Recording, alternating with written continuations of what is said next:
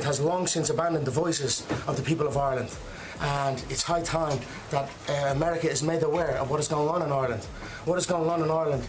You know, our money is being spent on overseas issues that has nothing to do with the Irish people. The illegal immigration racket is running ravage on the country. You know, our government has long since abandoned the voices of the people of Ireland.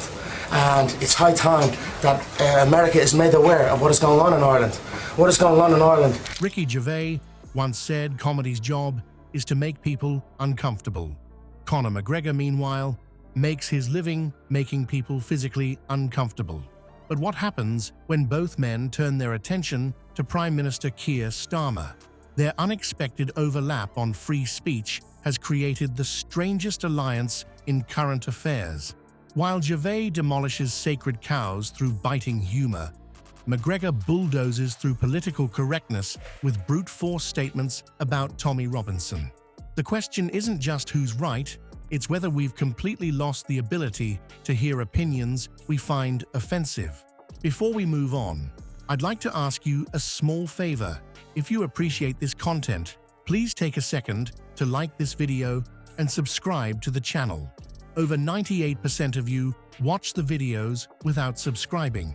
It costs you nothing, but it makes a huge difference to us. So, did you click the subscribe button? Great. Thank you so much. Now back to the video. When a cage fighter steps out of the octagon and into the political arena, things get messy, fast. Conor McGregor's recent defense of Tommy Robinson has created exactly the kind of contradiction that Ricky Gervais would salivate over in his comedy.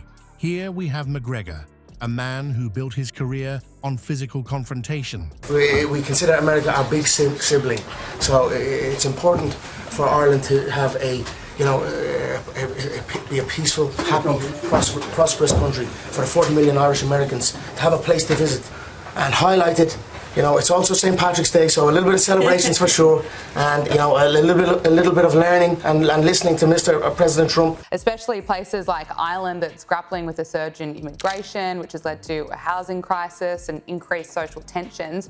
Suddenly positioning himself as a champion of free speech. The irony is almost too perfect.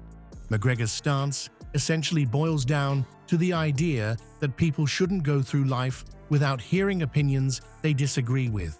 On the surface, this mirrors Gervais' own philosophy about comedy and free expression. But dig a little deeper, and the differences become stark. Where Gervais uses a scalpel, McGregor wields a sledgehammer. Gervais has crafted an entire career around calculated provocations. His comedy doesn't just shock for shock's sake, it serves a purpose. He's notorious for making people uncomfortable, but that discomfort is a tool, not the end goal.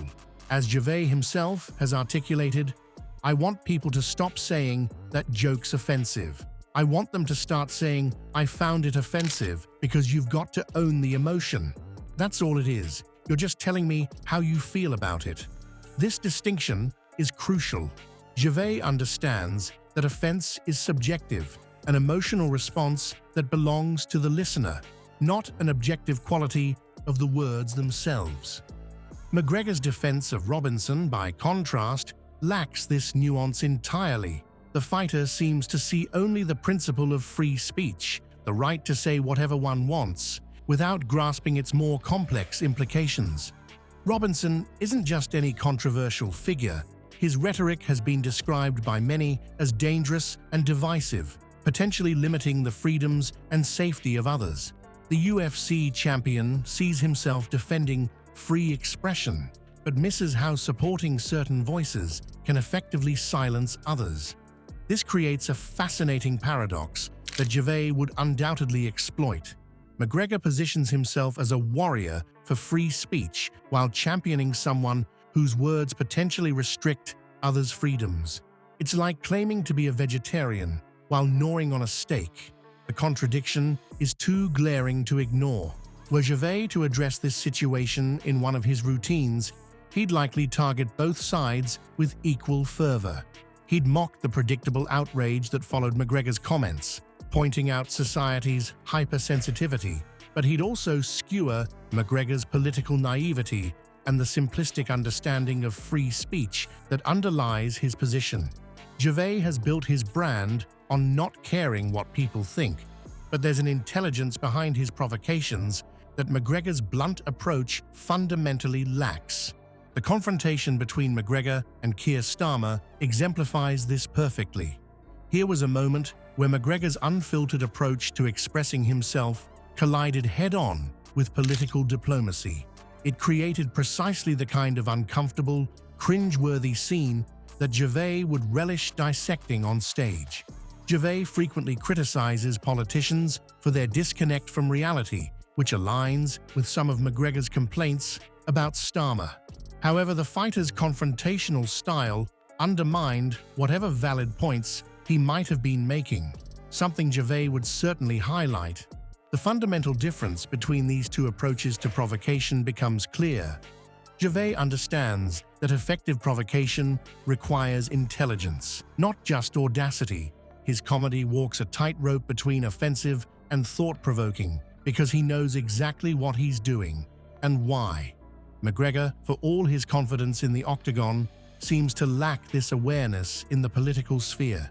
He champions free speech without fully comprehending its responsibilities and limitations.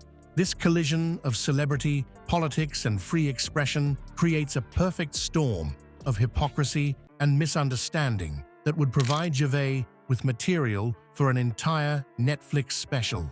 The comedian has consistently warned against censorship in comedy and politics while acknowledging that speech, though free, still has consequences.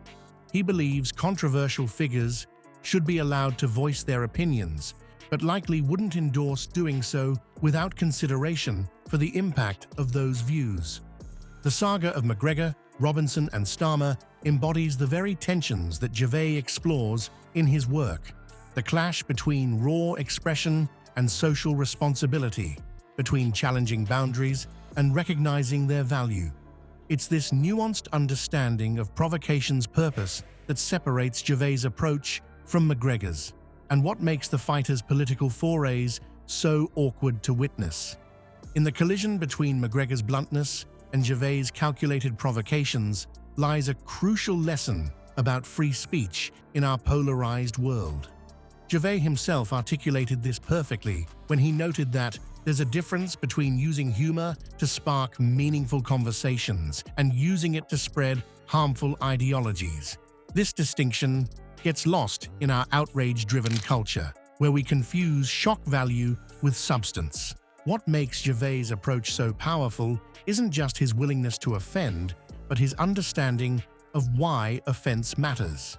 He believes we should embrace honest discussions and resist the urge to silence differing opinions, not because all opinions deserve equal weight, but because the alternative creates a false consensus that breeds resentment. The McGregor-Starmer confrontation isn't just celebrity drama, it's a mirror reflecting our collective inability to navigate the space between censorship and responsibility. Perhaps Gervais' greatest contribution isn't the jokes themselves, but his reminder that being offended doesn't end conversations, it should start them.